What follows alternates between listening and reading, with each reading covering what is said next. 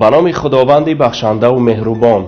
درود بینندگان عزیز، بخش نوبتی برنامه خبری پیام نیوز را آغاز می نماییم. در استودیو با شما شهرت رحمت الله. اینک متوجه باشید به سرخط مهمترین خبرهای روز. غارتگری در قطاره آنتیسانیتری مسکو خوجند. کریم جان یاروف به کمک مهاجران رفت که غلاموار کار می‌فرمودند. حیدر جمال دانشمند و مبارز اسلام درگذشت. تبریک امامعلی رحمان از شوکت میرزیویف. مهاجر تاجیک را برای پیشنهاد پاره به کارمند فیسبی بازداشت نمودند. در قطاره مسکو خوجند راهبلدی واگن از هر مسافر برای نسپاریدن به سرحدبانان با تهدید 1200 روبل می‌ستاند. هر کسی را که این مبلغ را نسپارید حداقل جریمه سرحدبانان روس و حتی اخراج از خاک روسیه تهدید میکند. خوانندگان پیام نت اطلاع می‌دهند که راهبلدان این قطاره نه تنها از مردم با تهدید پول می‌ستانند، بلکه وظیفه‌های خدمتی خود را اجرا نمی‌کنند. حاجتخانه‌های واگن‌های این قطاره طبق نقل خوانندگان ما آنقدر افلاس و بدبویند که مسافران تا ایستگاه نوبتی صبر می‌کنند تا به حاجتخانه ایستگاه روند. در صورت درآمدن به حاجتخانه‌های واگن‌های این قطاره امکان ندارد که لباست را نجس نکرده بیرون آیی، نوشته است یک خواننده ما. هر راهبلد این قطاره به واگنش بارهای علاوگی بار میکند که نشست و خیز و راهگردی مسافران را با شدت مشکل میکند. بارها که البته راهبلد از صاحبانش پول ستانیده است، زیر پای مسافران در کوپه ها، راهروها و دالانها گذاشته شده اند، خبر میدهد مسافران. اما غارتگری با راهبلدان تمام نمی شود. همین خواننده ما میگوید که وقتی به تاجیکستان رسیدیم یک سرحدبان به واگن وارد شده اعلان کرد که هر کسی میخواهد به شناسنامه اش مهر ورود زده شود 200 روبل تیار کند. در عکس حال مهر پهر نیست، گفته از سرحدبان. چند سال قبل مقامات بهداشتی روسیه گردش قطاره دوشنبه مسکو را به علت شرایط غیر سانیتری منع کرده بودند. به نظر می رسد تا پیدا شدن هدف سیاسی مقامات بهداشتی روسیه هم به قطاره های تاجیکستان آره ندارند. بعدی خبری پیام نت درباره گروه کلان مهاجرانی که در ولایت مسکو ناحیه استوپینا غلاموار کار فرموده شده در شرایط بدی زندگی میکردند و حق خدمتشان پرداخت نمیشد، راهبر سازمان اتموس کریم جان یاروف به نزد آنها رفت تا کمکشان کند.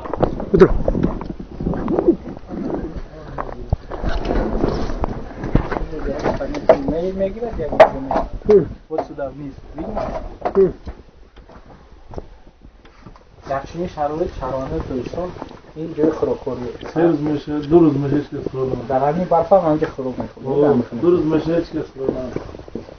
کریم جان یاروف به خاطر رسیدن به داد این گروه مهاجرین مظلوم تاجیک به ناحیه استوپینایی ولایت مسکو سفر کرده است. قضیه را به پیام نت شرح داد.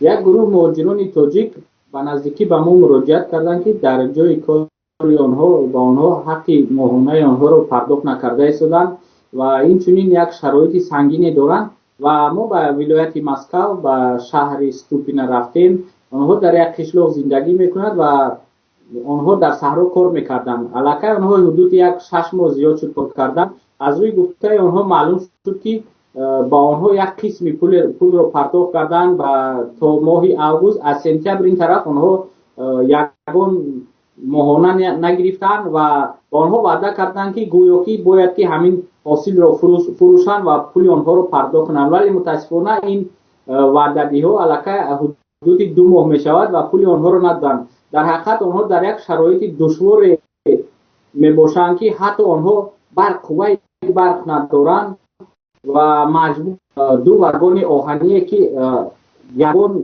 شرایط زندگی ندارد در تابستان در آن زندگی میکردن در آن زندگی کنند و متاسفانه من با راهبران آنها در تماس شدم.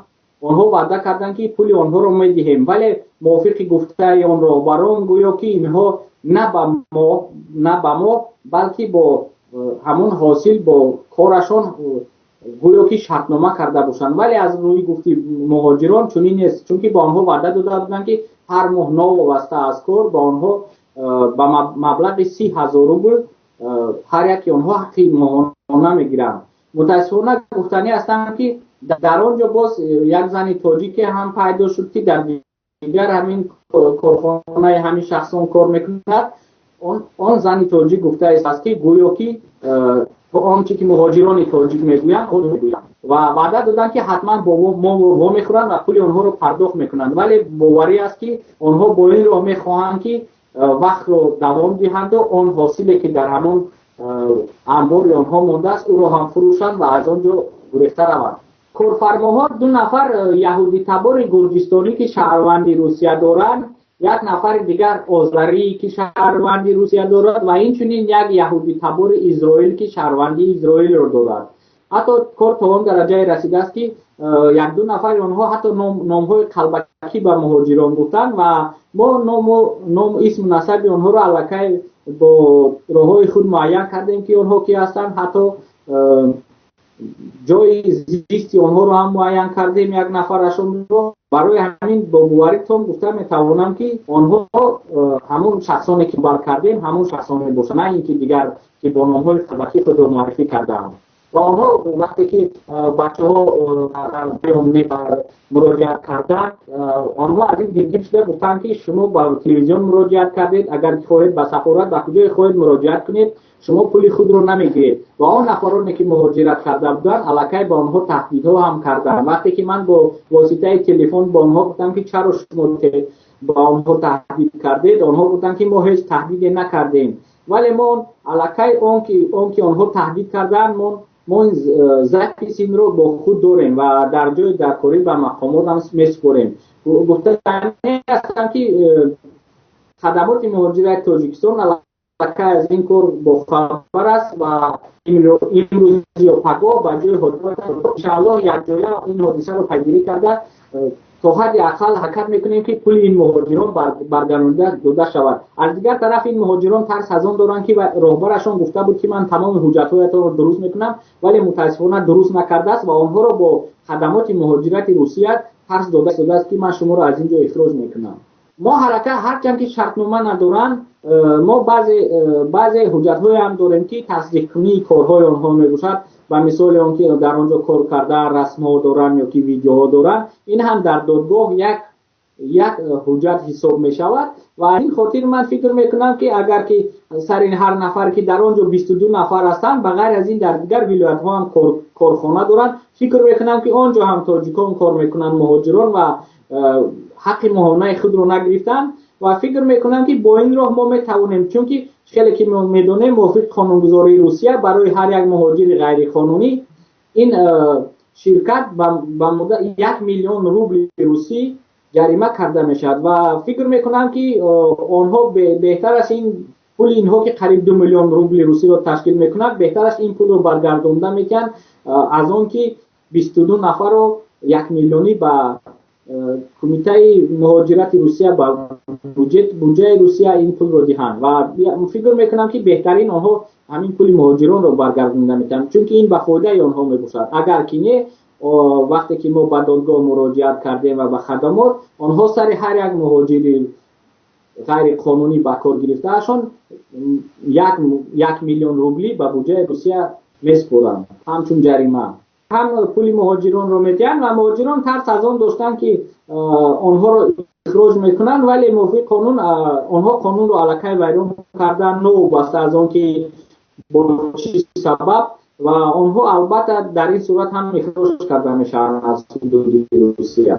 آنها حتی تیارند که اخراج شوند به آن حال که همون پول آنها رو دیدن که آنها از جا برآمده روند. طبق گفته رهبر سازمان اتماس، خدمات مهاجرت تاجیکستان هم از قضیه خبردار کرده شده‌اند و قرار است به زودی به نزد آن مهاجران بروند. پیامنت این قضیه را تا آخر پیگیری نموده بینندگان را در جریان خواهد گذاشت. همچنین از بینندگان نیز خواهش می‌نماییم در پیدا کردن اطلاع بیشتر در حق این کارفرمایان به ما کمک نمایند.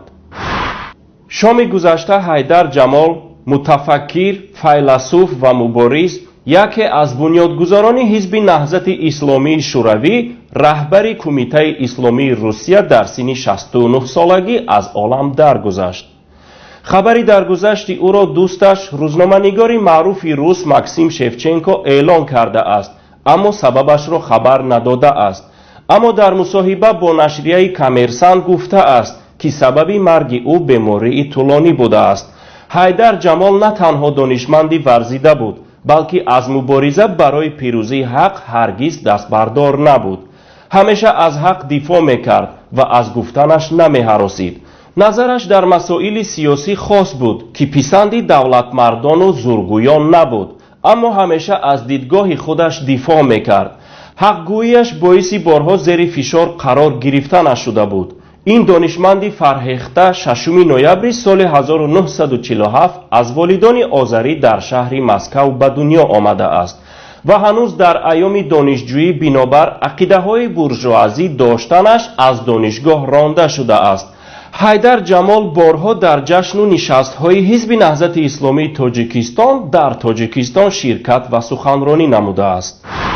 امامعلی رحمان رئیس جمهوری تاجیکستان شوکت میرزیویف رئیس جمهوری تازه انتخاب ازبکستان را با پیروزیش در انتخابات دیروزه تبریک کرده است. با ارسال یک پیام تبریکاتی به میرزیویف پیروزی او در انتخابات را بحث ناپذیر نامیده است.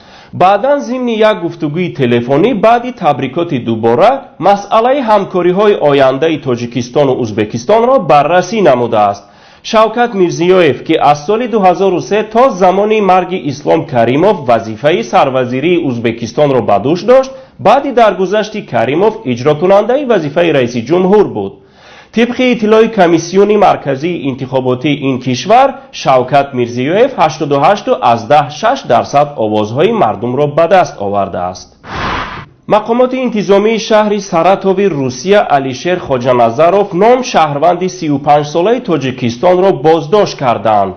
این شهروند تاجیکستان را به اتهام پیشنهاد پاره به کارمند مسئول خدمات فدرالی امنیتی فسب دستگیر کردند.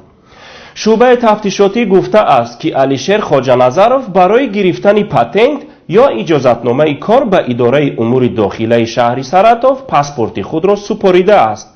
اما کارمندان این اداره شناسنامه او را برای تفتیش به فسب سپاریده است.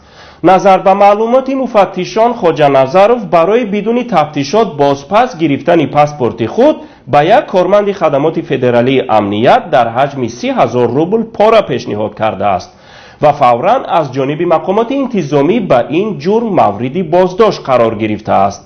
قانونگذاری‌های روسیه برای این جنایت 6 سال زندان را پیشنهاد می‌کند و از احتمال دور نیست که علیشر خوجانظروف برای یک عمل ناشایسته 6 سال عمر خود را پس پنجره بگذراند.